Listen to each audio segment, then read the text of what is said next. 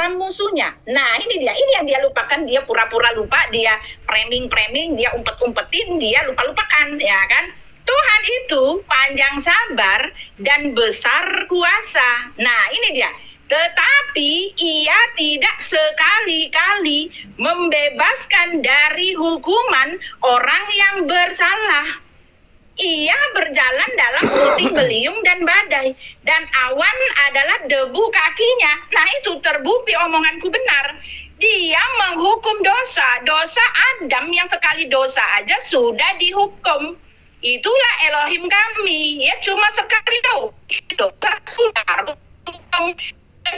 Kemudian Tuhan, tetapi ayatnya dikatakan panjang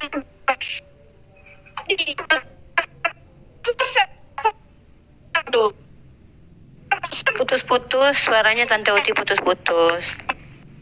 Duh, mana ya?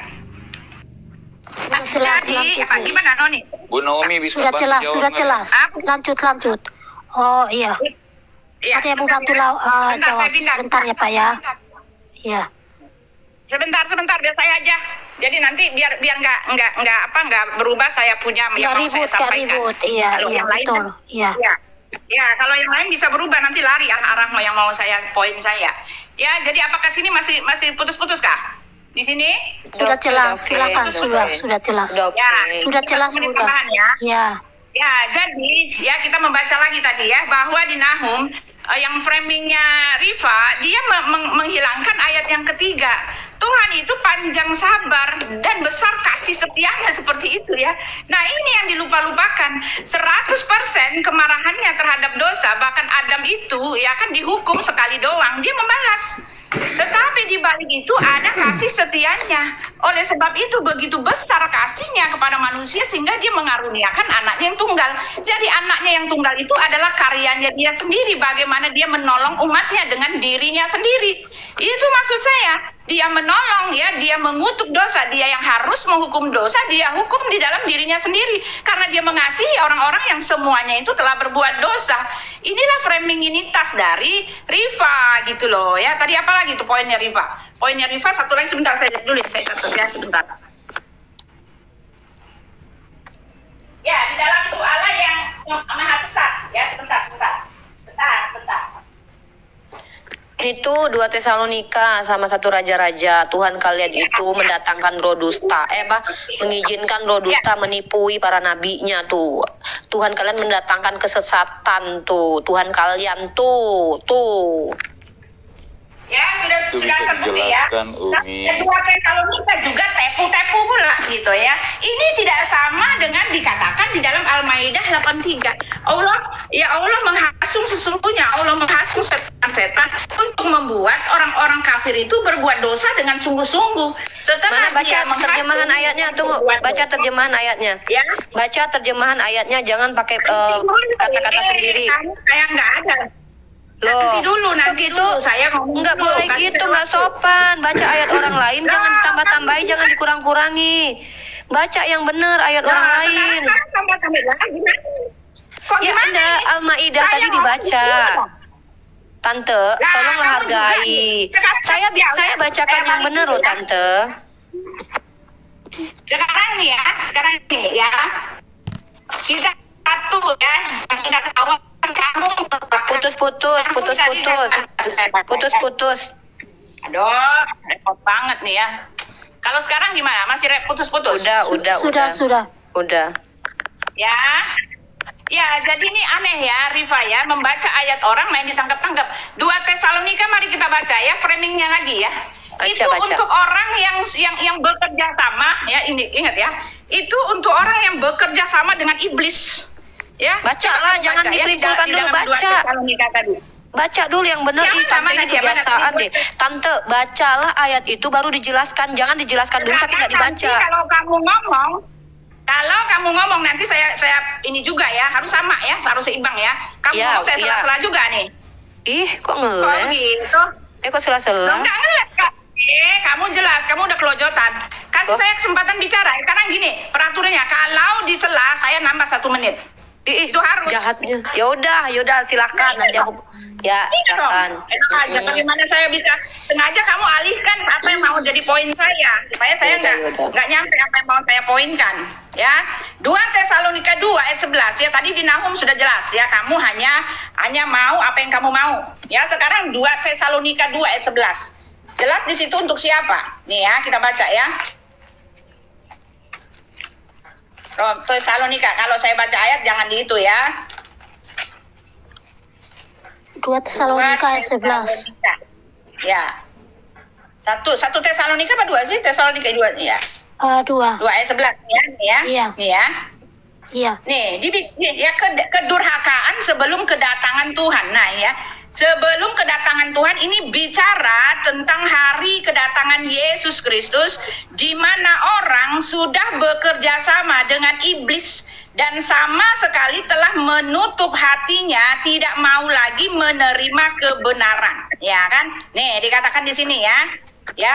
Tentang kedatangan Tuhan kita, Yesus Kristus, dan terhimpunnya kita dengan Dia, kami minta kepadamu, saudara-saudara, supaya kamu jangan lekas bingung dan gelisah, baik oleh ilham roh maupun pemberitaan surat yang dikatakan dari kami, seolah-olah mana hari Tuhan telah tiba. Janganlah kamu memberi dirimu disesatkan dengan cara yang demikian. Ya, dengan cara yang bagaimanapun juga, sebab sebelum hari itu haruslah datang dahulu murtad, dan haruslah dinyatakan dahulu manusia durhaka yang harus binasa, yaitu lawan yang meninggikan diri di atas segala yang disebut atau yang disembah sebagai Allah. Nah itu ya, orang yang bahkan mengaku dirinya Tuhan sendiri, ini kan udah penyesatan betul-betulan, dan mereka adalah lawannya Tuhan. Ya, ini konteksnya, yaitu lawan yang meninggikan diri di atas segala yang disebut atau disembah sebagai Elohim. Bahkan ia duduk di bait Elohim. Kepanjangan ini, bahkan ia duduk di bait Elohim dan mau menyatakan diri sebagai Elohim. Nah, ini untuk orang Noni, ini gimana nih Noni, kepanjangan nih waktunya. Okay. Lah kan itu baca kitab. Sama, aku ingat ya, gitu tadi. Ingat kalau kamu waktu saya nambah 1 menit. Loh, Tante Uti ini jolim tahu. Tante Uti mentang-mentang di room Tante Uti ya, waktunya dikorupsi. Kamu nambah 1 menit itu saja. Udah ya, ini kan udah jam 9 lebih. Gini sayang, aku kan udah ngantor nih. Nah, aku closing statement aja ya. Tante silakan closing juga nanti. Jadi begini. Noni dan Tante Uti, tadi poin kalian adalah ada 3 poin yang bisa kita tangkap di sini. Pertama, kalian tidak menerima Tuhan itu mengazab, Tuhan itu mengutuk, Tuhan itu membunuh. Kalian bilang, saya tanya, apakah Tuhan yang mengazab, menghukum, dan membunuh adalah bukan Tuhan? Kalian bilang iya. Saya bawa data, ternyata Tuhan kalian mengazab. Siapa yang diazabnya? Sodom dan Gomora.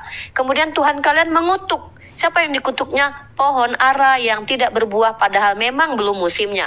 Tuhan kalian membunuh suku Amalek, bahkan yang menyusui, bahkan hewan ternaknya.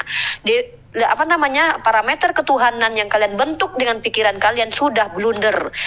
Poin kedua.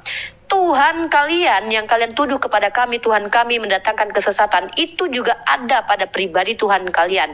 Di dalam 1 Raja-Raja pasal 22 nomor 23, Tuhan kalian mengizinkan roh jahat untuk mendustai mulut para nabinya. Ingat pekerjaan Tuhan kalian. Yang kedua, Tuhan kalian mendatangkan kesesatan. Apapun alasan yang kalian bangun dalam kitab kalian, Tuhan kalianlah yang mendatangkan kesesatan. Terima kenyataan di Tesalonika pasal kedua nomor 11.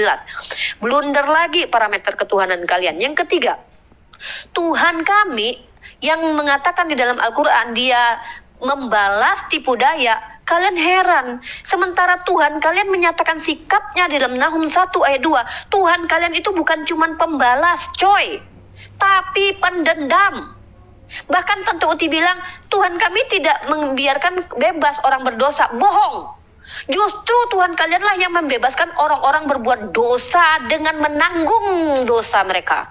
Tuhan kalian tidak menghukum orang berdosa, tapi menghukum dirinya sendiri. Aneh Tuhan kalian itu katanya tidak Tuhan kami ya iyalah tidak membebaskan orang berdosa. Bohong semua itu. Bukti penyalipan itulah di mana Tuhan membebaskan orang-orang berdosa. karena dia menyelamatkan orang tanpa syarat karena bentuk kasihnya. Jadi orang-orang berdosa bisa auto surga dengan mengimani kematian Yesus. Itu sudah membantah argumen Tante yang mengatakan Tuhan kalian tidak membebaskan orang berdosa. Terima kasih, itu closing statement saya. Kalian blunder semua di sini. Terima kasih. Akhirnya Rifa mengundurkan diri dengan alasan harus bekerja. Ini aku tunjukin ini, jangan bilang alasan dong. Ini aku tunjukin nih, bos aku udah datang nih, bos aku datang nih. Ini bos aku nih. Nih, bos aku datang nih. Tuh, bos aku datang nih, bos aku udah datang nih. Ini kerjaan aku nih. Nih, kerjaan aku nih ya. Jadi nanti aku dipecat gara-gara diskusi nih. Bos aku datang nanti marah dia ya. Oke ya, terima kasih sayang semuanya. Yang diakui semuanya tadi ya terbukti framing semata gitu kan. Dia bahkan mengatakan Yesus itu jahat menghukum pohon ara gitu kan. Pohon ara tidak berdosa. Sekarang saya mau nanya ya, yang berdosa itu batu ya, yang bisa menyerap dosa itu batu atau Tuhan ya kan. Kalau yang bisa berbuat dosa itu batu, lalu tai lembu bisa menyerap dosa, tai lembu bisa menyerap dosa. Aku kan, turun ya. Dia framing lagi. Iya, aku turun ya. Aku turun ya. Tepu lagi. Oke, ya. Turun silakan. Ya, siap. Noni, aku turun ya. Tante Uti, Pak Daud, aku turun. By the way, tai lembu menghapus dosa. Tai lembu menghapus dosa. Dia framing lagi teman-teman ya, karena dia mengatakan orang Kristen juga baca semua. Tai lembu itu dibakar, dibuang dibuang keluar perkemahan. Sedangkan di dalam perkemahan itulah semua persembahan di dalam bait suci, dalam perkemahan itu semua persembahan dibawa ke dalam. Tetapi tainya itu justru disingkirkan gitu ya. Kita boleh baca sendiri teman-teman ya. Dia tepu lagi. Lalu dia mengatakan Tuhan itu galak karena dia menghukum pohon ara yang tidak berdosa katanya. Jadi seolah-olah pohon ara itu yang berdosa ya, air berdosa, batu berdosa, pohon ara itu berdosa. Padahal itu di situ konteksnya adalah Yesus ingin menunjukkan kepada murid-muridnya dia berkuasa atas fenomena alam. Dan yang ada, yang batu menyerap dosa itu kan cuma di tempat mereka. Pohon kami mah nggak pernah berdosa pohon. Dia nggak ada hubungannya dengan dosa yang mendatangkan maut dan tidak. Dalam hal ini pun ya Rifa tidak mengerti mana yang berdosa mana enggak gitu kan. Masa batu dibilang ada dosanya? Ini kan ngawur ya teman-teman. Ya di dalam 2 Tesalonika 2 jelas dikatakan di situ, mendatangkan, membiarkan mereka dalam kesesatan, ya sudahlah, nggak usah dibantu lagi kata Tuhan gitu kan. Kata Rasul Paulus, karena apa? Karena mereka sudah menganggap dirinya seperti Tuhan dan mereka itu memang adalah rivalnya Yesus Kristus. Karena apa? Karena itu bicara tentang hari kedatangan Yesus Kristus. Ya, jadi ini beda konteks pula gitu teman-teman. Lalu di dalam Nahum tadi dia bicara bahwa Allah itu pembalas. Emang iya, tetapi kan jelas dia melupakan, dia ngumpet-ngumpetin, dia apa ya? Dia bohong-bohongin itu ayat ketiga. Dia Allah yang Maha Kasih pembalas, tetapi Maha Kasih sedemikian besar dia membalas dosa, tetapi dia begitu mengasihi manusia, 100% pembalas, 100% punya kasih. Oleh sebab itu dia menanggung kutuk dosa itu. Lalu dia bilang orang-orang berdosa itu, orang Kristen itu, ya nggak perlu lagi, dia bilang katanya karena mereka dosa kita udah ditanggung. Itu karena kasih karunia. Seharusnya memang dosa kami itu harus dibalas. Kami ini, ya kan? Kami ini memang harus dibalas dosa kami. Dosa sekali aja harus dibalas. Tetapi karena kasih karunia, bukan karena Tuhan kami itu dia nggak ini dengan dirinya sendiri ya, tidak pegang janji bahwa dia adalah Allah yang pembalas. Tetap dia membalas. Tetapi dia membalasnya di dalam diri anaknya sendiri. Karena apa ya? Karena di dalam anaknya itu dosa-dosa manusia ditimpakan kepadanya. Pembalasan Elohim ditimpakan kepada dirinya sendiri, ya kan? Ditimpakan karena apa? Karena dia kasih. Nah ini juga ya, Riva tidak mengerti sama sekali, dia tidak mengerti hal-hal yang demikian ini teman-teman ya. Ya, di dalam satu raja. Lalu tadi dia bilang lagi, ya tai bisa mengampuni dosa. Nah, ini pun dia tepu lagi, framing lagi, jelas terbaca di situ. Ya, bahwa tai itu ya dibuang di luar perkemahan. Sedangkan di dalam perkemahan itu bait suci, imam-imam pada kumpul di situ untuk mempersembahkan korban-korban bakaran. Nah, ini kan tepu lagi teman-teman. Jadi dari awal sampai habis penuh dengan tepu gitu kan. Penuh dengan apa lagi teman-teman, kita bilang tepu, apalagi ya framing ya, menyesatkannya jelas ya. Rifa, kamu nggak bisa Rifa ngomong sama kami ya, gampang. Betul, itu gampang sekali. Kalau dia pakai ayat tinggal buka aja ayatnya, kelihatan sekali tepu-tepunya. Nah, itu saja ya teman-teman ya, silakan yang lain. Ya, yang soalnya lain begini Bu Uti, ya, apa namanya, dia cuma ambil satu ayat ya, doang, jadi di framing gitu kan, ayatnya nggak bisa dibaca cuma satu ayat. Oke, tapi kan dilihat dari apa namanya, dilihat dari perikopnya itu loh. Nggak ada ya. Jadi yang saya maksud tadi, Tuhan kita itu bukan mengazab ya. Dia memang Allah yang pembalas, dan itu konteksnya ya. Itu konteksnya di zaman perjanjian lama ya. Ketika dia belum datang ya membalas segala hukum-hukumannya itu terhadap dirinya sendiri. Nah, yang sekarang di dalam perjanjian baru itu, kita ini hidup di bawah kasih karunia. Yang kita bicarakan sekarang, orang-orang zaman sekarang adalah kita yang hidup di dalam zaman kasih karunia. Nah, di tempat dia kan nggak ada yang mengatakan di zaman kasih karunia. Tetap hanya dikatakan bahwa Allah menghasung setan-setan untuk membuat orang-orang kafir berbuat dosa dengan sungguh-sungguh. Lalu Allah menyesatkan barang siapa yang ingin dia sesatkan. Dan ketika orang sudah disesatkan, baginya tidak ada jalan kembali. Lalu ketika sudah tidak ada jalan kembali, ya dia diazab, dia dilaknat. Itu bukan dalam kasih karunia, itu untuk berlaku dari zamannya dulu sampai yang sekarang. Nah, kalau kita kan ada dua fase, karena Alkitab kita itu dia berkronologis dari dulu ribuan tahun itu bergulir terus. Satu peristiwa karya besar agung itu berjalan sampai endingnya kasih karunia itu dinyatakan di dalam salib. Dan orang-orang yang ada pada masa sekarang melihat salib itu. Orang-orang yang ada pada masa sebelum salib itu, dia berharap dan dia bernubuat. Dia mengharapkan korban salib itu. Nah, ini yang tidak dimengerti oleh orang-orang si Riva and the gang gitu ya. Lalu tadi dia mengatakan apa tadi itu ya? Tentang onani tadi ya Mbak Noni ya. Kita baca yuk, kita baca. Iya, betul, iya. Saya lupa ingat cerita itu ya. Tetapi jelas kalau kita baca ayat Bu, tarik nafas dulu. Kalau kita baca dia malu lagi Bapak ya, karena banyak informasi semua Alkitab itu nggak bisa asal comot gitu ya. Silakan. Iya, dari tadi itu dia ambil ayat satu-satu baru di framing kan, gimana gitu. Saya boleh semua, bukan cuma dia, bahkan kalaupun sebentar, Bang Daud mau bicara. Sebentar Mbak Billy, sebentar dikit lagi udah mau selesai. Ya, kalaupun mereka bawa ayat, yang dibawa juga tetap yang palsu-palsu gitu. Itu saja. Jadi nggak ada kebenaran di situ. Ya, silakan. Oke, lanjut Bang Daud, silakan.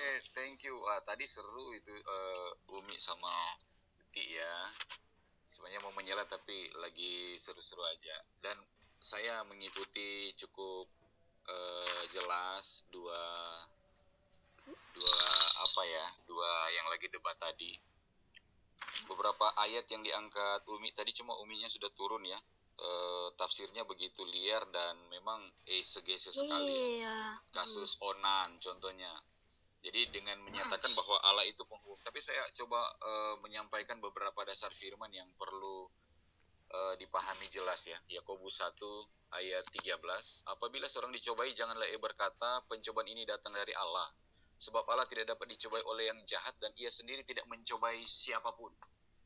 Memang ada kondisi-kondisi ayat-ayat dalam perjanjian lama seperti Allah menyuruh untuk menghukum bangsa Amalek. Kita harus perhatikan bahwa cara kerja Tuhan ketika Tuhan telah menjanjikan tentang Kanaan kepada bangsa Israel yang keluar dari Mesir. Ketika ada pihak yang akan menghalangi, maka ketika ada saja yang menghalangi firman, Allah bekerja sesuai dengan firman-Nya. Jadi kenapa dibinasakan bangsa Amalek itu pun ada dasar firman-Nya sebenarnya. Mazmur pasal 49 ayat 21 ya. Manusia dengan segala kegemilangannya tanpa pengertian boleh disamakan dengan hewan yang dapat dibinasakan. Tapi tahan dulu. Untuk saya, karena banyak tadi ayat-ayat yang dikutip oleh Umi Rifa begitu liar ya, copot-copot ayat. Contohnya tentang Onan tadi ya, bahwa dia dibunuh karena dia membuang air maninya ya.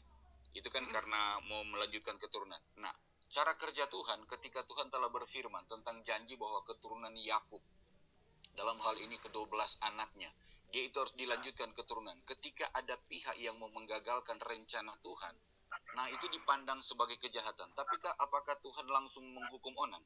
Kalau memperhatikan kasus Onan ini, dikatakan dalam Kejadian 38 tadi ya, itu beberapa kali berhubungan dan selalu Onan membuang maninya. Artinya begini, sebenarnya Tuhan memberikan kesempatan dari sekian kali berhubungan, kalaupun di terakhirnya Onan masih tidak membuang, maninya keluar, tapi karena berulang-ulang batas kesabaran Tuhan, Onan berbuat kejahatan, itu sebabnya dia dihukum. Tapi bahasa dia dibunuhnya bukan berarti Allah sendiri yang membunuh, karena kita harus pahami bahwa Allah dan ia sendiri tidak mencobai siapapun. Nah, untuk menjelaskan ini, saya mau baca buat teman-teman Kristen di sini agar supaya kita jangan di-framing dengan bahasa-bahasa Umi tadi ya. Saya juga akan menyinggung tentang 2 Tesalonika tadi.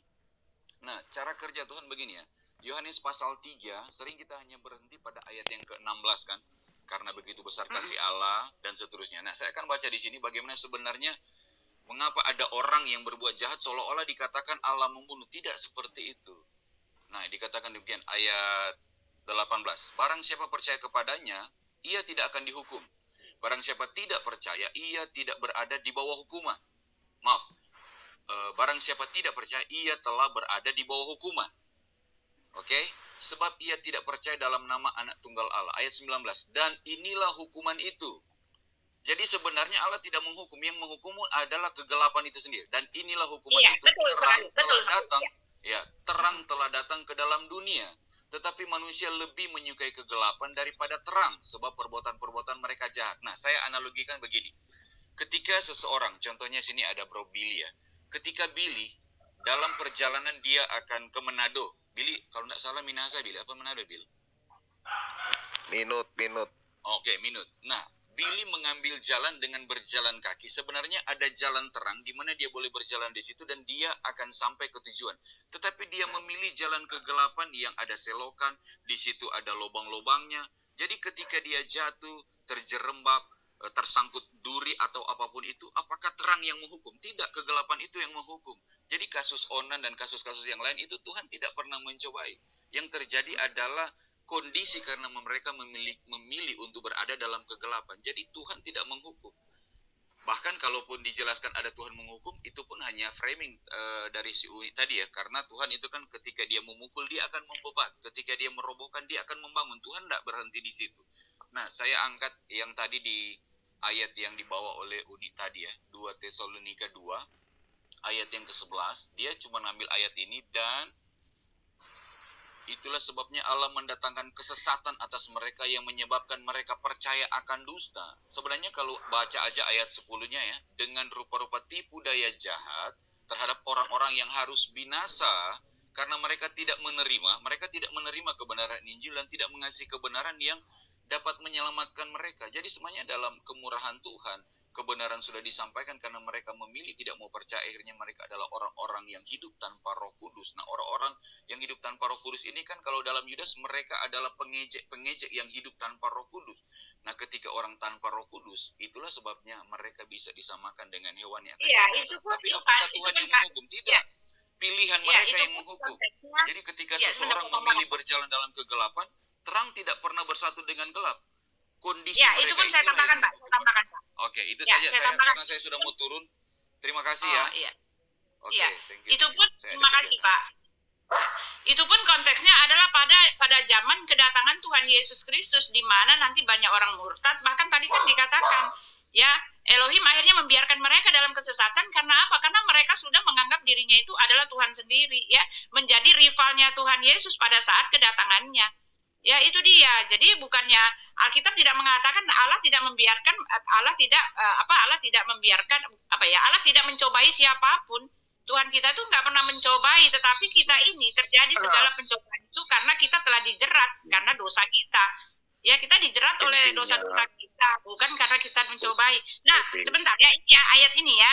Di dalam yang dikatakan tadi pohon ya, seolah-olah Yesus itu jahat sama pohon.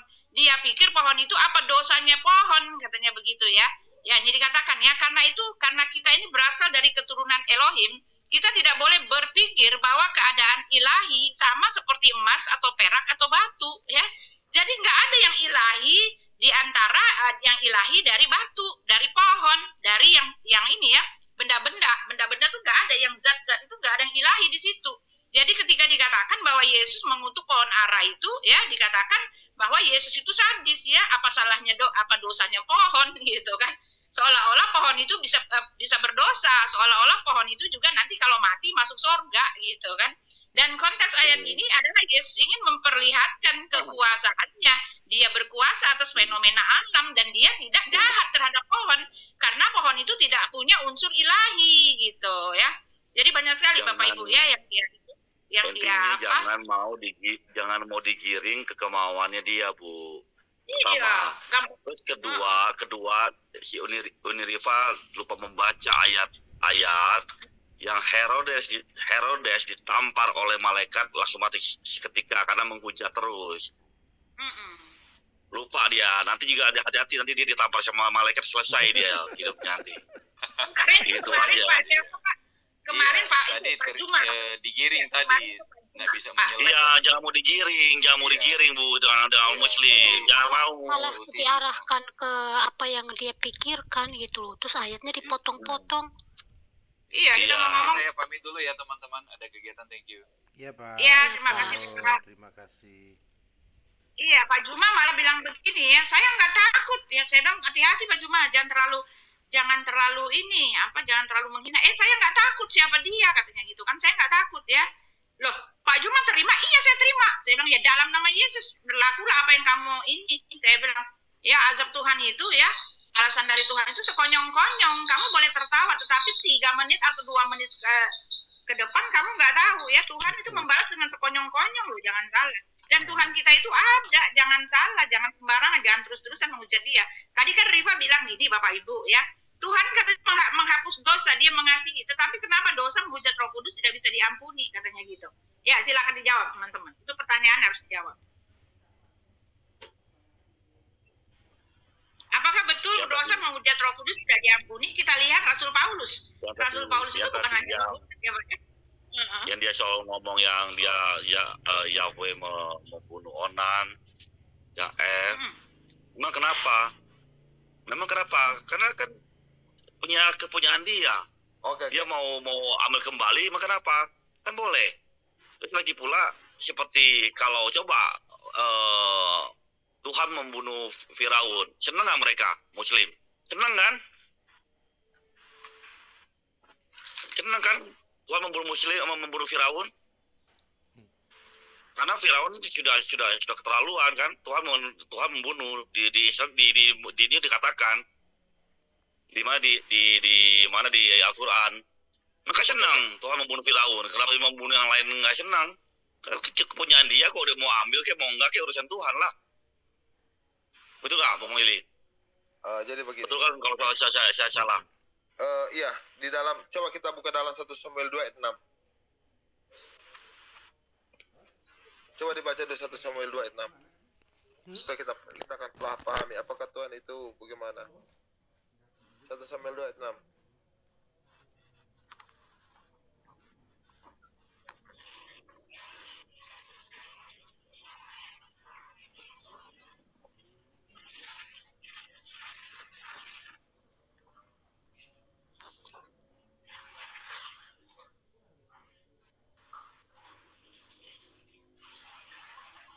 Satu Samuel ayat 6 ya. 1 Samuel 2 ayat 6. Jadi begini, Kanon. Kalau ketika dibilang dibaca ini, jangan dulu hafal Samuelnya, tapi hafal ayatnya dulu 2 ayat 6, baru hafal 1 Samuel. Itu cara untuk supaya kita nggak lupa. Ketika dibilang ayatnya dulu dihafal. Oke, aku baca. 1 Samuel 2 ayat 6. Tuhan Tuhan mematikan dan menghidupkan. Ia menurunkan ke dalam dunia orang mati dan mengangkat dari sana. Ulangan 32 ayat 39. Ulangan 32 ayat 39. Oke ya, saya cari dulu. Ulangan 32 ayat, ulangan berapa? 32 ayat 39. 32, 39.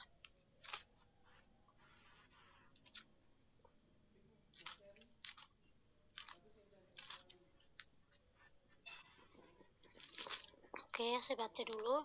Lihatlah sekarang bahwa akulah Dia, tidak ada Allah kecuali aku.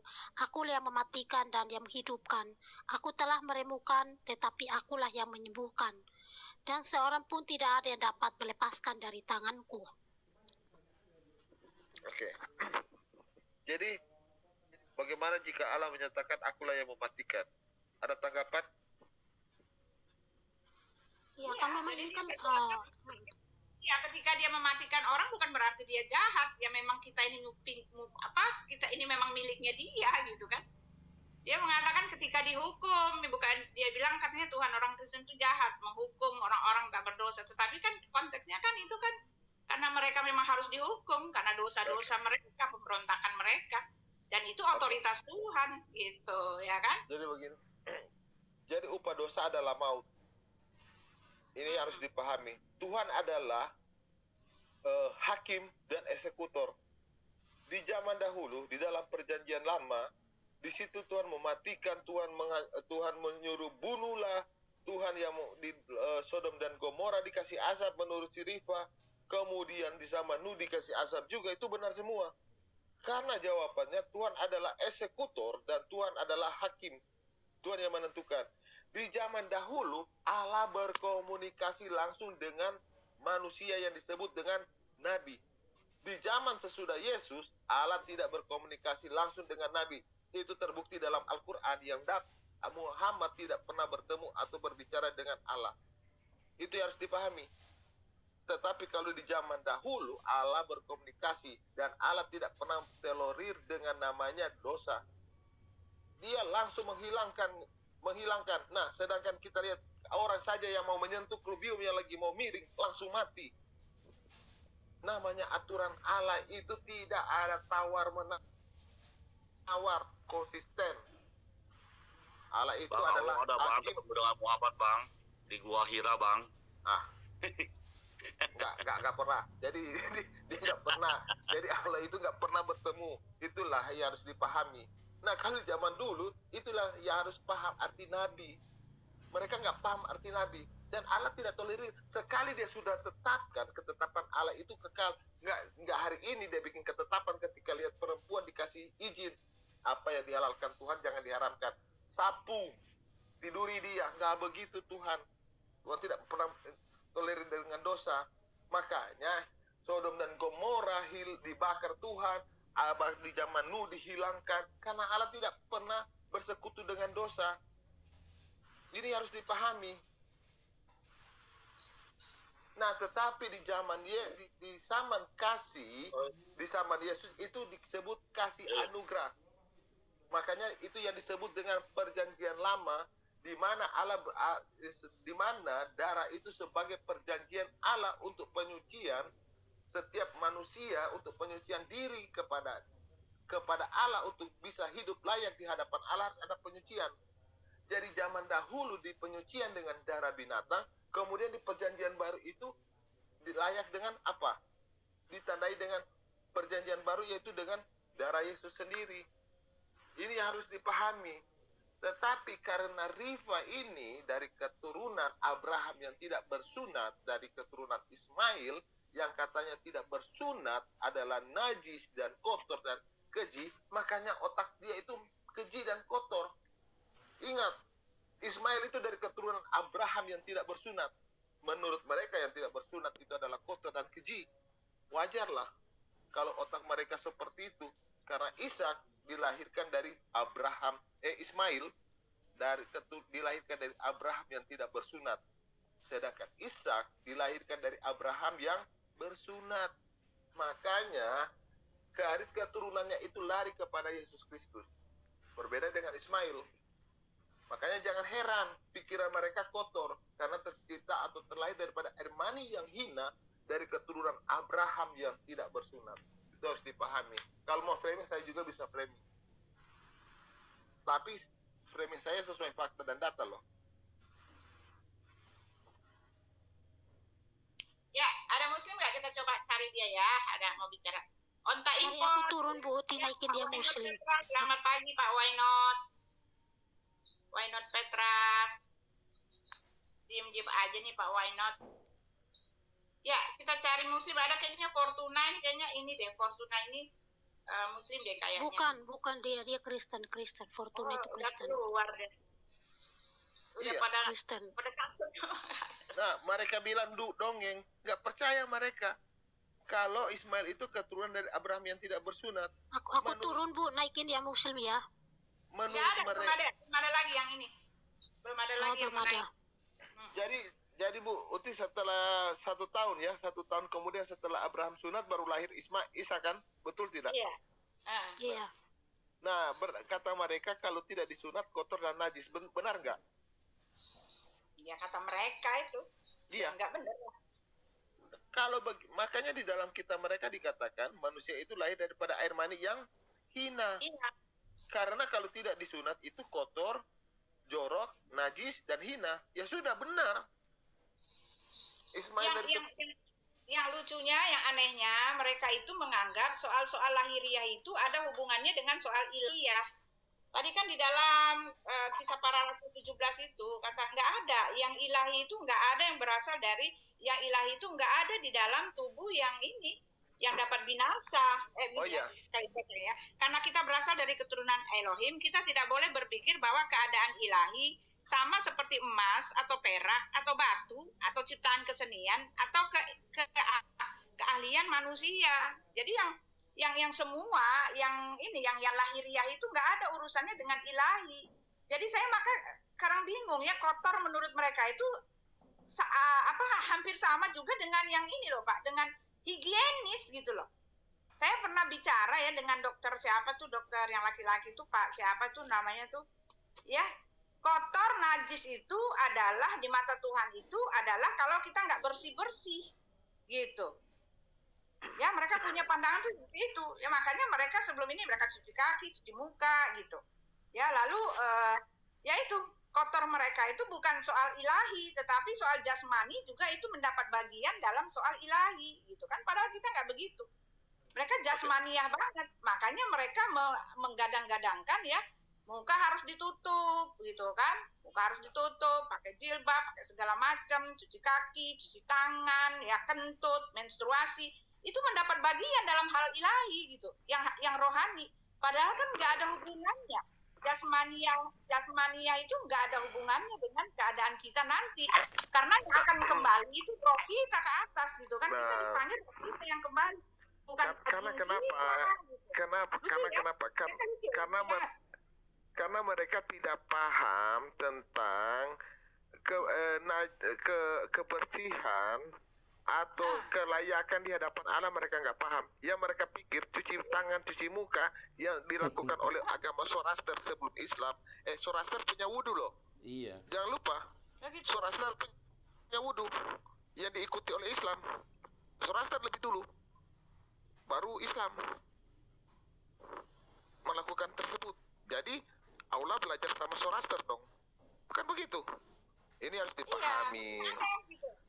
Kita walaupun misalnya gini ya, kita nih orang Kristen sungguh-sungguh percaya Tuhan Yesus, lalu kita ada dalam waktu itu kecebur got gitu kan, kecebur got, muka kita penuh dengan kotoran-kotoran gitu, kita mati kelelep gitu di got. Apakah kita nggak masuk surga karena keadaan kita kotor, najis, kena kotoran gitu kan? Ya enggak kan? Yang kembali roh kita, tubuh kita akan mati binasa, akan dimakan belatung di dalam kuburan. Daging ini, daging tidak mendapatkan bagian dalam kerajaan sorga, ya kan?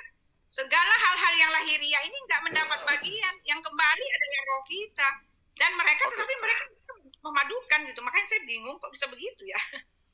Jadi begini Bu, saya mau cerita dulu Bu sedikit Bu. tentang soal talenta. Tuhan memberikan seorang itu 3 talenta, 2 talenta, dan 1 talenta. 3 talenta ini dikembangkan. Begitu juga 2 talenta. Yang satu yang diberi 1 talenta ini tidak dikembangkan. Datanglah Tuhan itu lalu menghukum dia. Karena dia tidak berkembangkan sebuah talenta itu. Kalau bisa buka Roma 6 ayat 7-8. Iya, saya buka Roma. Roma berapa tadi? 6 ayat 7-8. Jadi, Oke, ayat 6, 7-8. Ya, saya baca dulu ya. Jadi jika kita telah mati dengan Kristus, kita percaya bahwa kita akan hidup juga dengan Dia. Karena kita tahu bahwa Kristus sudah ia bangkit dari antara mati, tidak mati lagi, maut tidak berkuasa lagi atas Dia. Sudah kan? Sudah ya. Bentar ya. Kasih uang bang. Mana uangmu lagi? Sudah. Sudah Bang Billy. Abang udah ini. Ibrani 6 ayat 7-8, bukan Roma, Ibrani. Walah. Ibrani 6 ayat. Ibrani 6 ayat 7-8, pantas lain. Sebab tanah yang menghisap air hujan yang sering turun ke atasnya dan yang menghasilkan tumbuh-tumbuhan yang berguna bagi mereka yang mengerjakannya menerima berkat dari Allah.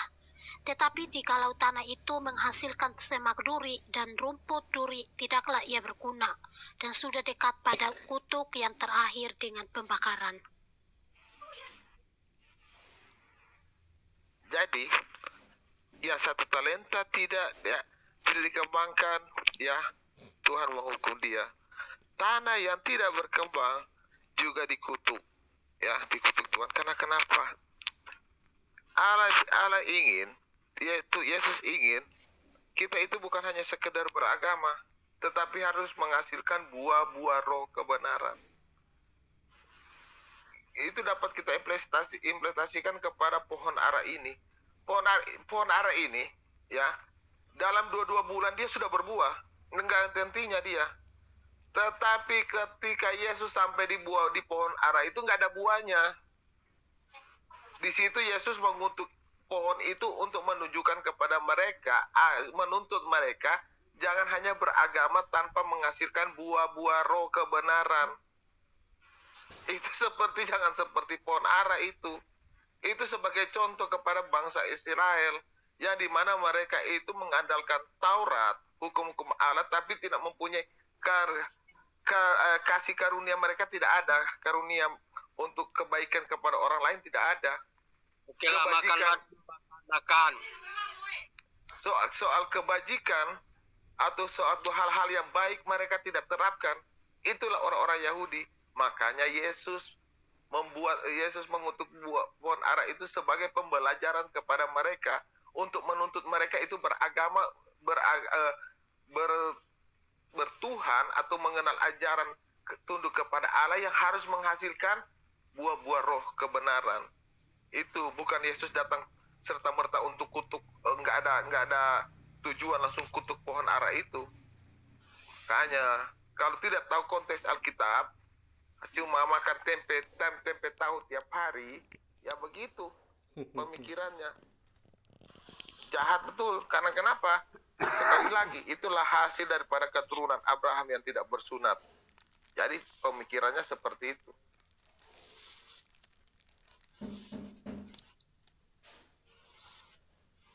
Ya, ini ada Pak Rudi Nainggolan. Silakan Pak Rudi. Mau bicara, Pak? Saya mendengarkan aja, Bu, ya. Saya tidak mau komen. Ada yang mau naik, nggak apa ya Pak. Bapak turun dulu ya. Kalau cuma mendengarkan, ya ada yang naik. Ini soalnya cuma muat 5 ya. Saya hanya konfirmasi aja. Kalau ada misalnya ini, saya ikuti aja ya, Bu ya. Ya. Oke, terima kasih Pak. God bless Pak Rudi. Jangan lupa follow saya ya Pak Rudi. Iya Bu Uti, Mbak Non, Bang Billy juga ada deh ya, lost the gospel, lost the Torah. Jadi begini, mengimani tapi tidak mengetahui dari perjanjian lama itu nggak bakal akan ketemu titiknya. Karena apa? Mereka hanya mengimani tanpa mengetahui, cuman percaya saja tapi tidak mempelajari, kan seperti itu. Makanya tadi luar biasa sangat liar sekali ya pembahasannya, menurut semau dia. Cuman begini, kita aja masih dalam kondisi belajar untuk mempelajari Alkitab sendiri tanpa ada henti, meskipun itu satu ayat pun juga diperdalam yang lebih jeli, kan seperti itu. Dan betul, Pak. Iya, Lanjut. Makanya pada saat dia menerangkan mengambil ayat pun mereka lupa ya, ada perikop, ada sejarah, ada seperti itu, tanpa diketahui dari awalnya. Ambil aja tengah-tengah ya, itu sudah bahasa klise ya, comot-comot gitu. Cuman ya begini, supaya terjadi diskusi yang baik seperti itu, begitu. Jadi Bu Uti sendiri ya lebih smart untuk menjelaskan seperti itu, meskipun tadi ada agak terganggu tentang signal, tapi tidak masalah karena diulang lagi. Nah, saya sendiri juga ini sebenarnya titik temunya di mana sih, kan seperti itu, kayak orang membantai dan membabi buta seperti itu. Dan dia lupa tentang pohon ara itu sendiri, itu kan suatu gambaran, kan seperti itu, kan begitu. Ataupun kalau misalnya begini, medianya apa? Masa kita Tuhan Yesus akan memberikan suatu media yang untuk umum ya itu dengan benda mati, nggak mungkin, kan gitu. Hubungannya adalah orang yang tidak bermanfaat, makanya Yesus itu mengutuk seperti itu. Tapi memang sekarang mereka lagi framingnya tentang Tuhan kita itu Tuhan pengutuk, kan seperti itu. Tapi mereka tidak mengerti tujuan apa, kan seperti itu. Dan mereka membatasi, itu yang perlu jadi catatan adalah membatasi keesaan atau keilahan Tuhannya itu sendiri. Seperti itu. Tempat kita enggak. Bukan membela, enggak ya. Apapun yang Tuhan mau, apapun yang Tuhan kehendak, itu suka-suka dia, kita nggak bisa melarang, kan begitu. Tidak membatasi, mau Tuhan ada di mana, Tuhan mau mengutuk, Tuhan mau mengirimkan apa, seperti itu. Jadi kalau tempat mereka nggak, udah jangankan membatasi diri Tuhan sendiri, kan begitu. Membahas saja sudah termasuk dosa, kan begitu. Sementara di tempat kita tidak, karena dalam uniknya dalam kekristenan itu Tuhan malah menantang manusia, ujilah aku, gitu. Sekarang mana ada Tuhan yang mengatakan seperti itu. Artinya itu untuk meyakinkan manusia, ini loh gua, gitu kan istilahnya, bahasa gaulnya kan seperti itu. Jadi enggak sembarangan begitu. Coba kalau tempat mereka di demikian, pastilah kita dikatakan penghujat atau apa, karena memang dibatasin. Itu begitu loh. Apalagi tentang penjelasan onani tadi, ya sudahlah, menurut suka-suka dia, kan seperti itu. Gitu. Kita bukan untuk mengetahui tok, enggak, belajar pun sampai mati. Tidak cuma hafal atau katam saja tentang Alkitab. Cuman karena begini loh Pak, iya, framingnya luar biasa. iya, betul. Ambil ayat sepotong baru di frame. Betul. Tapi ya kali ini ya, yang mulusnya nih tadi ya, katanya Tuhan Maha Pengasih, tetapi kenapa dia mengorbankan manusia? Kan kasihan manusia itu katanya gitu kan, dia nggak berdosa. Nah itu dia membatasi, kan Bu. dia, kan? Dia membatasi Balikin kehendaknya. lagi. Dia membatasi kehendaknya, dia Lalu membatasi saya balik rancangannya, lagi. itu yang Yang aneh. mengorbankan manusia, ya, yang saya balikin lagi, yang mengorbankan manusia itu ketika dikatakan Isa itu diserupakan. Ya, orang-orang melihat Isa itu disalib, tetapi ternyata bukan dia. Orang yang diserupakan inilah yang jadi korban, tanpa salah, tanpa apa, tiba-tiba nyantol di mana di kayu salib, dia menanggung Isa, gitu kan. Nah, ini yang namanya dikorbankan. Tetapi Yesus itu bukan Elohim mengorbankan manusia. Jelas dikatakan Yesus itu adalah karya Allah sendiri, ya kan? Karya itu kehendaknya Bapa sendiri. Bapa yang berkehendak mengeluarkan firman-Nya dalam dirinya, di dalam kesatuan dalam dirinya, ya, untuk jadi manusia. Artinya dia mengorbankan dirinya sendiri, ya kan, bukan mengorbankan manusia. Ya, jadi framingnya halus banget. Kalau kita lengah tuh ini ya, begini, halus banget. Kalau kita lengah, kita nggak tahu kalau dia itu sedang. Jadi begini, bedanya kutukan Tuhan kita dengan Tuhan mereka begini. Tuhan mengutuk pohon ara, mengutuk tanah, benda-benda mati. Iya. Tapi Tuhan mereka mengutuki manusia menjadi monyet. Kurang ajar kan? Itu yang pertama. Dan babi. Kalau Allah menjadi korban, itu artinya Allah kita bertanggung jawab atas perbuatan kita. Nah sekarang alul milal. Loh kok kita manusia dikorbankan manusia. Itu namanya apa ini? Bikin tumbal manusia. Kejam nggak? Sangat Alul milal kejam. itu gimana? Uni Rifa itu seperti 2 Parah Petrus 2 ini. ayat 14. Parah itu? Parah ini. Jadi ini dalam surat Al-An'am ini dikatakan siapakah yang gila di antara kalian? Begitu itu. Bagus itu saya tanya itu. Siapakah yang gila di antara kalian? Itu kan suratnya itu.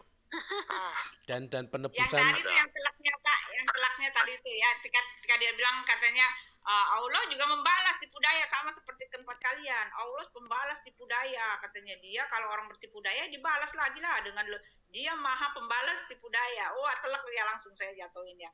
Bukan karena itu ya, kalau Tuhan itu pembalas tipu daya, akhirnya dia sama dengan orang pembuat tipu daya, sama seperti orang berdosa.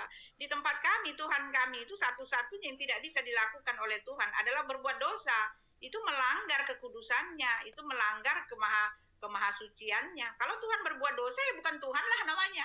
Nah, tetapi kan dia Tuhan itu maha pembalas tipu daya. Artinya kalau dia maha pembalas tipu daya, dia juga bertipu daya, dia juga berdosa gitu. Diam dia nggak bahas itu lagi. Itu Iya. mereka itu Nandar, Juma, si Uni Rifa tuh seperti 2 Petrus 2 ayat 14 Bu, yang mengatakan namun mereka ini bagaikan hewan liar yang tak berakal, yang dilahirkan sebagai tangkapan dan tumpasan, yang di dalamnya mereka tidak menyadari bahwa ketika mereka menghujat, mereka akan dihancurkan dan dalam kebinasaan mereka. Itu Bu, mereka tuh hewan liar. Susah, Jadi Bu. begini, Tuhan membiarkan kesesatan, bukan Tuhan yang membuat mereka sesat. Beda ya. Ya. Tuhan mereka itu membuat kesesatan, pembalas Dia kesesatan. membiarkan Iya. bukan mendatangkan kesesatan, itu beda. Kalau dia yang mendatangkan Berarti Allah mereka juga buat dosa karena bikin orang lain kesesatan. Makanya sudah saatnya saya baca surat Al-Qail 6. Siapakah yang gila di antara kalian? Di antara kamu? Itu surat Al-Qail itu. Not me. Al-Qail berapa Bang? Saya bacakan Bang. Sudah, cari Bang. Al-Qalam 6. Al-Kalam 6. Al-Qalam 6. Iya. Oh, Al-Alaq 6. Iya, Al-Qalam 6. Surat Al-Qalam kan itu?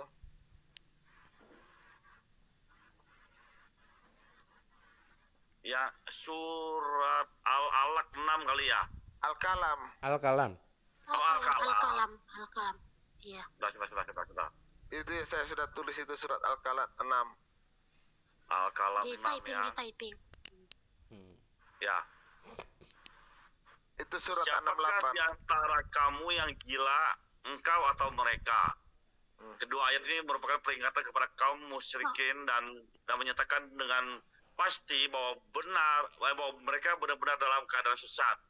Karena tidak berapa lama lagi akan kelihatan kebenaran ajaran agama yang dibawa Nabi Muhammad SAW. Maksudnya apa itu? Gila.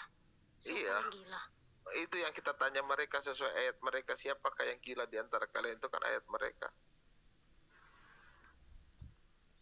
Sedangkan Muhammad dituduh gila, ada itu. Di Al-Hijr 6 lagi. Al-Hijr 6. Banyak ayatnya itu. Banyak ayat. Al-Hijr 6. Yang Al-Hijr Hijr. 6. Tulisannya gimana tulisannya? Al-Hijr ya? Oh, Al-Hijr 6. Dan mereka berkata, wahai orang yang kepada diturunkan Al-Quran, sesungguhnya engkau Muhammad benar-benar orang gila. Waduh. Dan tidak hanya melakukan perbuatan buruk, orang kafir juga mengucapkan perkataan yang menyakiti Nabi Muhammad. Dari sononya sudah Kejang-kejang. dituduh gila. Yang dibawa kejang-kejang nanti semuanya tuh. Iya, udah dari Makanya. typing udah ini. Kejang. Ayo, daripada typing mendingan naik aja. Rasul Paulus. Padahal ini ya Bu Uti ya. Bu Rasul Uti, Paulus. Bu Uti, tadi padahal kan tadi kan padahal kita kan ada yang typing, Tuhan bikin, makanya kita dua bahas ini tiba-tiba Undriva dibawa kepanasan. Iya.